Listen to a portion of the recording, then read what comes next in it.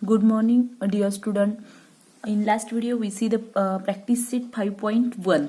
Now, section formula. Actually, हा जो section formula, midpoint formula आणि centroid formula आणि practice set 5.2 याचे जे व्हिडिओ आहेत ते मी टाकलेले आहे. पण एक रिव्हिजन म्हणून मी परत एकदा सांगते की सेक्शन फॉर्म्युला काय बघा.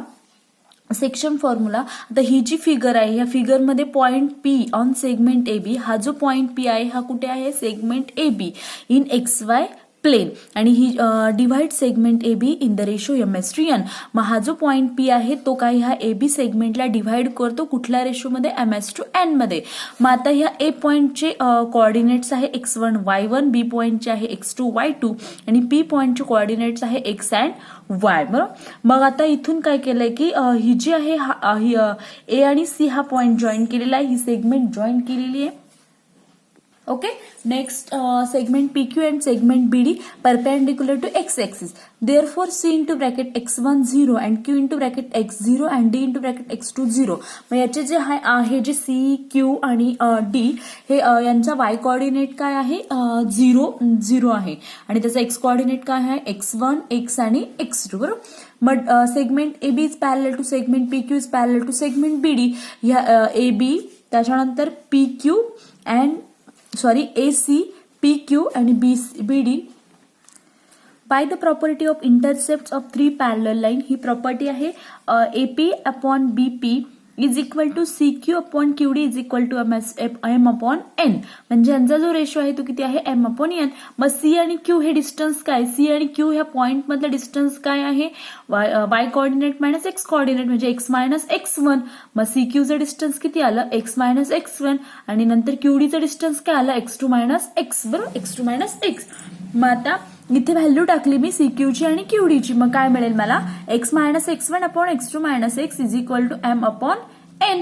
मी क्रॉस मल्टिप्लिकेशन केलं, n into bracket x minus x1 is equal to m into bracket x2 minus x. मग ह्या n ने मी मध्ये मल्टिप्लाय केलं, n into x nx, n into x1 nx1, m into x2 mx2, m into x mx. बरोबर, negative sign as it is.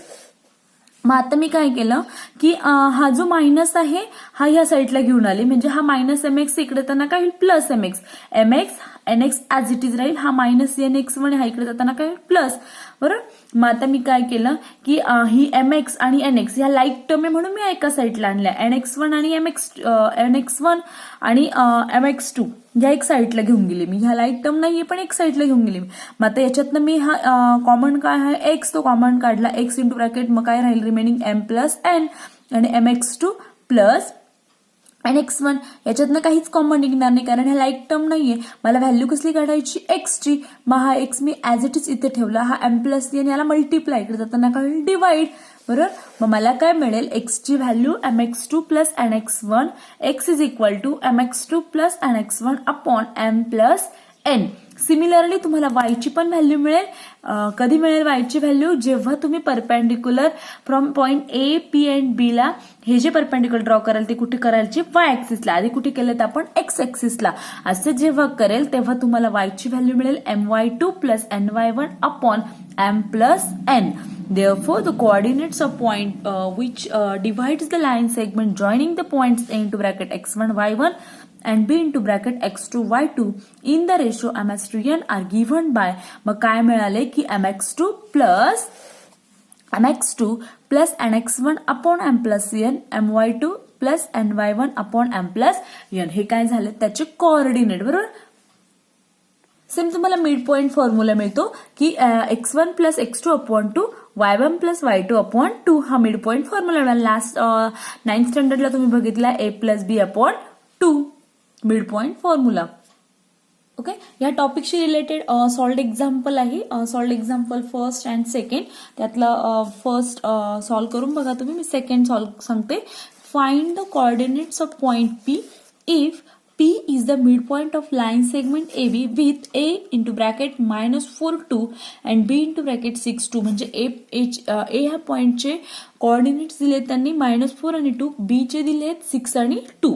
मग आता ह्या ज्या एक्झाम्पल मध्ये याच्यामध्ये coordinate of point P, P चे कोऑर्डिनेट काढायचे आहे आणि पी काय दिलाय त्यांनी मिड पॉईंट दिला, म्हणजे तो कुठे असेल सेंटरला, बरोबर.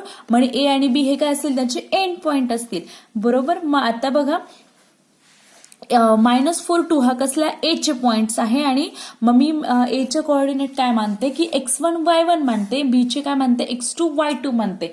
ऍक्च्युअली x1 y1 आणि x2 y2 ची व्हॅल्यू आपल्याकडे गिव्हन आहे आणि मग आता कोऑर्डिनेट ऑफ पी चे माहित नाही म्हणून मी त्यांना काय म्हटलं x आणि y. मग according to mid point theorem, mid point काय आहे x इज इक्वल टू काय x1 प्लस x2 अपॉन 2. मग x1 ची व्हॅल्यू किती -4, x2 ची व्हॅल्यू किती 6. मग -4 plus 6 upon 2 is equal to 2 upon 2 किती 1. आणि y ची पण काय y1 plus y2 upon 2 is equal to 2 plus 2 is equal to 4 upon 2 is equal to 2. म्हणून coordinate of mid point P are 1 and 2. हे काय झाले त्याचे पी पॉइंटचे कोऑर्डिनेट. काय वापरलंय फक्त मिड पॉइंट थेरम, बरोबर.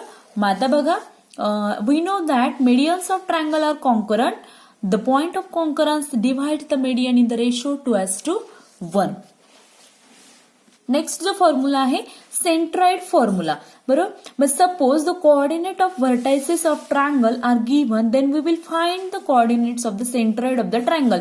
मग आता हा जो ट्रायंगल आहे ट्रायंगल ABC, हा जी काय आहे त्याचा G इज द सेंट्रॉइड, बरोबर. मग G is the centroid and मग इन ट्रायंगल ABC A, मग A चे ह्या A B आणि C हे काय आहेत त्याचे पॉइंट्स व्हर्टायसेस. मग त्यांचे कोऑर्डिनेट काय आहे, A चे काय आहे x1 y1, B चे काय आहे x2 y2 आणि C चे काय आहे x3 y3, बरोबर. Are the vertices. Segment AD, ही AD काय आहे मीडियन, G काय आहे त्याचा सेंट्रॉइड, बरोबर. सेंट्रॉइडचे कोऑर्डिनेट काय आहे x आणि y. मग D is the mid point, D काय आहे mid point of the line segment BC, या BC चा D काय आहे mid point. Coordinates of point D are x is equal to x2 plus x3. आता D काय आहे मिड पॉइंट आहे कुठला BC चा. मग B चे कोऑर्डिनेट काय आहे x2 y2 आणि C चे काय आहे x3 y3. मग x काय असेल तुमचा x2 प्लस x3 अपॉन 2 आणि y कोऑर्डिनेट काय असेल y2 plus y3 upon 2 mid point theorem नुसार. मग point G is the centroid of triangle ABC. मग सेंट्रॉइड आणि सेंट्रॉइड मीडियनला कुठल्या रेशो डिव्हाइड करतो 2:1 मध्ये. मग AG to GD is equal to 2:1. According to section formula, section फॉर्म्युलामध्ये व्हॅल्यू टाकल्यानंतर सेक्शन फॉर्म्युला मग काय येईल x is equal to 2 into, आता 2 into x2 plus x3, 2 into काय आहे x ची व्हॅल्यू किती x2 प्लस x3 अपॉन 2 आणि y ची value plus 1 into x1, 2:1 ratio upon 2 plus म्हणजे m ची व्हॅल्यू किती आहे इथे 2, n ची व्हॅल्यू किती आहे 1, बरोबर. x हा आहे आणि y हा आहे, त्याच्यामध्ये व्हॅल्यू पुटअप केल्यानंतर तुम्हाला मिळेल x हा इथे 2 कॅन्सल होणार, रिमेनिंग टर्म काय असेल x2 plus x3 plus 1 into x1 काय येईल x1 म्हणजे x1 plus x2 plus x3 आणि 2 प्लस 1 काय येईल 3, बरोबर. ही x ची व्हॅल्यू मिळाली. y चं पण सेम, इथे m ची व्हॅल्यू 2 आहे, n ची व्हॅल्यू 1 आहे आणि नंतर ह्या व्हॅल्यू पुटअप केल्यानंतर तुम्हाला मिळेल y1 plus y2 plus y3 upon 3. मग सेंट्रॉइड फॉर्म्युला काय मिळाला, thus if x1 y1 x2 y2 and x3 y3 are the vertices of a triangle, then the coordinates of the centroid are, काय मिळतात सेंट्रॉइडचे coordinates x1 plus x2 plus x3 upon 3, y1 plus y2 plus y3 upon 3. म्हणजे त्याचा x coordinate मिळतो तुम्हाला x1 plus x2 plus x3 upon 3 आणि y coordinate मिळतो y1 plus y2 plus y3 upon 3. This is called the centroid formula. हा काय झाला तुमचा सेंट्रॉइड फॉर्म्युला. आतापर्यंत तुमचे किती 3 फॉर्म्युले झालेत. कुठले कुठले, सेक्शन फॉर्म्युला झाला, मिड पॉइंट फॉर्म्युला झाला आणि सेंट्रॉइड फॉर्म्युला झाला. मग section, what is the section formula, section formula is mx2 plus nx1 upon m plus n comma my2 plus ny1 upon m plus n. हा काय आहे section formula. Mid point formula काय आहे x1 plus x2 upon 2, y1 plus y2 upon 2. This is the mid point formula. And the centroid formula is x1 plus x2 plus x3 upon 3, y1 plus y2 plus y3 upon 3. This is the centroid formula. For प्रॅक्टिससाठी जे तुमच्या टेक्स्टबुकमध्ये solved example दिलेले आहे ते solve करायचे आणि होमवर्कसाठी practice set 5.2 whole solve करायचं आहे.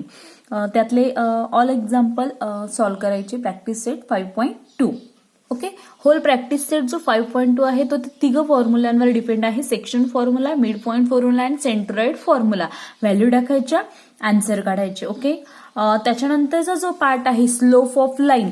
आता तुमचा जो सिलेबस रिड्यूस झाला याच्यामध्ये स्लोप ऑफ लाईन म्हणजे पेज नंबर 116, 117, त्याच्यानंतर 118, 119, 120 and 121 हा जो पार्ट आहे हा सगळा स्किप केलेला आहे. म्हणजे कुठला?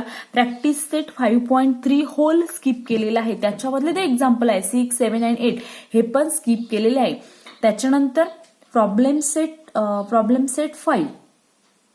प्रॉब्लेम सेट 5 मधला example number 4, example number 9, example number 10 and example number 22 हे जे एक्झाम्पल आहे हे स्किप केलेले आहे. मग जो उरलेला प्रॉब्लेम सेट 5 आहे तो सॉल्व्ह करायचा आहे होमवर्कच्या नोटबुकमध्ये. ओके. नेक्स्ट व्हिडिओमध्ये आपण लेसन नंबर 6 स्टार्ट करणार आहे. लेसन नंबर 6 काय आहे? ट्रिग्नोमेट्री. ओके. मग आता ट्रिग्नोमेट्री हा तुमचा 9th स्टँडर्डला झालेला आहे, पण त्यातला काही ऍडव्हान्स जो पार्ट आहे तो सॉल्व्ह करणार आहे. आणि महत्वाचं म्हणजे ट्रिग्नोमेट्री ह्या लेसन मधला कुठलाही पार्ट हा स्किप केलेला नाही. म्हणजे पूर्ण लेसन हा तुम्हाला सिलेबसला ठेवलेला आहे. ओके. मग त्याच्यासाठी तुम्ही आता जे मागचे जे आहे प्रॉब्लेम सेट 5 म्हणजे 5 लेसन नंबर 5 जो आहे त्यातले जे प्रॅक्टिस सेट आहे प्रॉब्लेम सेट आहेत सॉल्व्ह करा. Except practice set 5.3 whole unsolved problem solve करा. ओके. थँक्यू.